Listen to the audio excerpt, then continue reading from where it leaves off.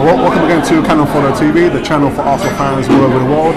We're at this moment in time in a Highbury barn, and there's not going to be any music intro. A sign of respect for the tragedy that happened in Leicester, and for Glenn Hoddle, who's still at this moment in time in hospital, but he's recovering well. But yeah, we're just finished seeing the match against Crystal Palace. Well, I said, didn't I? I said that you can't take teams like this very easy. You know, they lost 4 games, and if they lost this game, it'd been the first time in their history they lost 5 games on the bounce, and it'd be the first time in their history as well. So I had reservations, to be honest. Did you? What was your prediction? I said we win like 2-1. But it's going to be a tough game, and it's proved to be a tough game. We always get to this. We always get to do this. We always shoot ourselves in the foot. You know, like you said earlier, there's no easy teams in the Premiership. You've got to beat what's in front of you. But to me, I think we may be thinking more about trying to win the 12th game than to actually play the game as we should have done. I don't think so. I just what's happened is we've come up against a Crystal Palace team that was up for the challenge. The first half, look at the first half. We couldn't get a foothold in the match. There was no rhythm. No. And I don't think it was down to Crystal Palace. We didn't have. I think they were resilient. They knew that we was coming with high expectations to beat them. So they came up. They pressured us. They upped the game against us. Yeah. And the small teams always do that against us. So what happened? How did they get the first goal? Was it mistake? Yeah. It had something to do with Holding. Holding, like, he had his half of his shirt ripped, but then in the clash, the ball went for a corner. Then when the corner came, Leno kind of like fisted to a Queen's Park Crystal Palace player. Yeah. And then with the melee, Bellerin half cleared it. It squirmed over, and who has to dive in the box? Mustafi dives in, and then they scored the penalty. Yeah. But it wasn't against one to play because Crystal Palace were on us. Oh yeah, I think they should have been two and a half minutes. They were all over us in the first half. Yeah. And we didn't have that midfield player who could hold the ball, give the attackers time to get back in position. We didn't have that player. That player that we've been relying on was Xhaka. Xhaka was out on the left side. Yeah. I mean, you're going to get injuries. It's a long season. So we had the utility man, Xhaka, out on the left hand side, and we lost that potency. I told you. Okay. That potency, had gone, and then the second half. Where was Ozil? We were saying how he should be captain. He the way he brought his flair game. Everything that shows that a match like this, you stand up and be counted. You think this match was prime for him? Because I wouldn't have played him. I wouldn't have played him in this match. I wouldn't have played him. Well, in the end, they got substituted off. And it's not so much hindsight. I said from the start that I wouldn't have played Ozil in that 11 there. I gave my 11 that Unai Emery would pick, and he picked almost all the players, all bar and what Guendouzi played, didn't he? Nobody puts Guendouzi in second half or just to show up the midfield. But that game though, it wasn't. I don't think it was the kind of game. It wasn't. We won ugly the last match. This was a match that was ugly, and we just about drew. Yeah, there's just no rhythm to Arsenal's play. No rhythm at all. And I'm sure I could probably count the amount of times that Lacazette actually touched the ball in the first half. Yeah. And another thing as well, Aubameyang. I think that's the most that I've seen Aubameyang tired. It comes like pitch tired because whenever he was chasing shadows half the time. I don't want to put it down to the fact that we played 3 games in 6 days, but and then the second half, we got the free kick. And Xhaka. That was a pearl of a goal. Like a bullet, right in the corner. and then we scored a second goal. Now you have to wait for match of the day because there was some contentious incident that they were claiming that Lacazette handballed the ball. But he was being dragged. He was being pulled backwards. So if you pull backwards, where's your hand meant to go if you're being pulled backwards? Doesn't go down there, is it? You fall back. Yeah. So his hands. So if anything, it's Crystal Palace's fault really for pulling him in the box. Which that referee was. I always say when you're away from home, don't expect to get any decisions.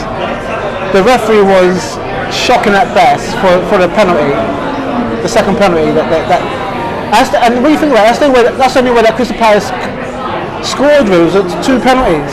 Well, yeah, I mean the second, as much as we can berate Mustafi for the first goal, diving in again, we said that so many times on this channel that he must stay on his feet. If he stood on his feet, then probably we've been talking about a different result. Yeah, but that's happened now. So yeah, they got the second goal through Zaha's trickery. For me, it wasn't the referee was right there. The referee was right there, and when you're in with play, you've got to see these things.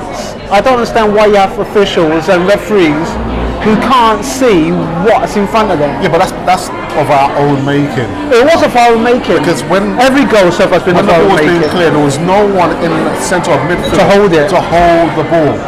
Give us time to settle and then regroup. There was no one in the middle, the middle of the pitch. Again, the person who would usually do that would have been either Ozil to a certain extent, and Xhaka. And Xhaka, we said he was out in a left back position. Yeah. But we've got a point. We're still unbeaten. Yeah, but it's a bit of a, how can I say, it's not a clean kill.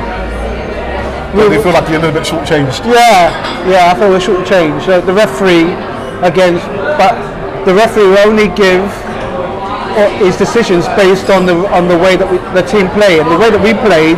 I think we're quite fortunate to come away with a draw. Yeah, we're very fortunate to come away with a draw. They're still honest. They were still honest, and yeah, I feel disappointed, but we're still unbeaten. It's true. A point. It's true. We can't. A point shared and then 3 points lost. So.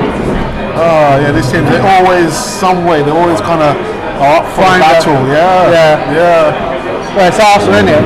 If you can prove yourself against Arsenal, it's a badge of honour, isn't it? Yeah. But.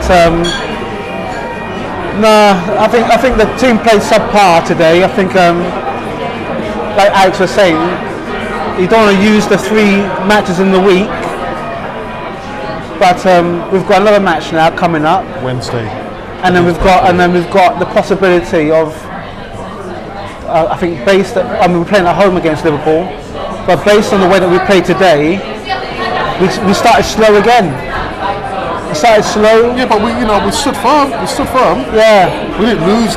Again, if you're playing bad, don't lose the game. And we didn't lose.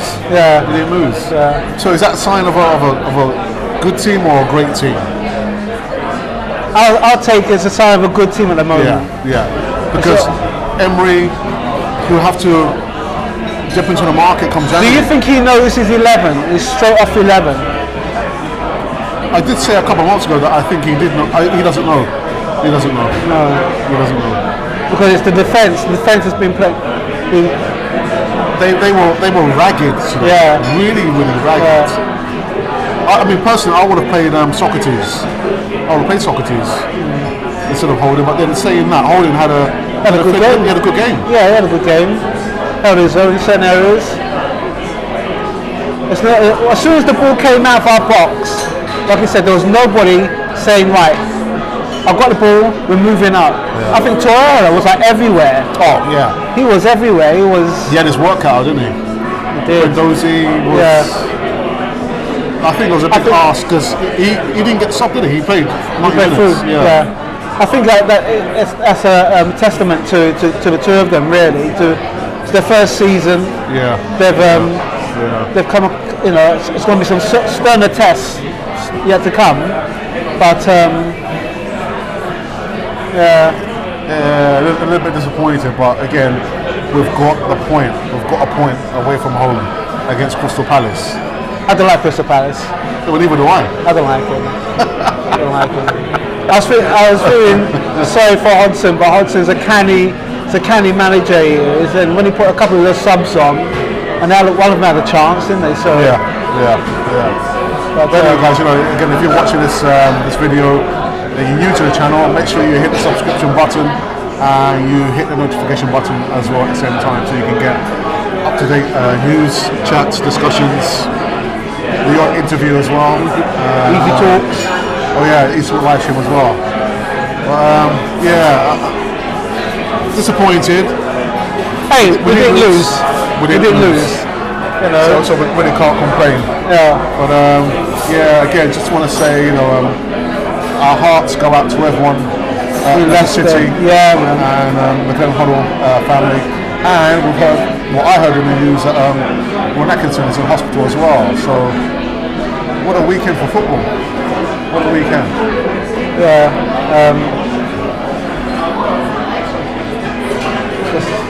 I can't add anything else more to that. Okay. Other than we hope that Hoddle and Atkinson gets better. And to the families who've lost ones in Leicester City as well, our hearts go out to them as well. So Okay. So that's us. This has been Cabin Fodder, the channel for Arsenal fans all over the world, and a lot of breaking sad news.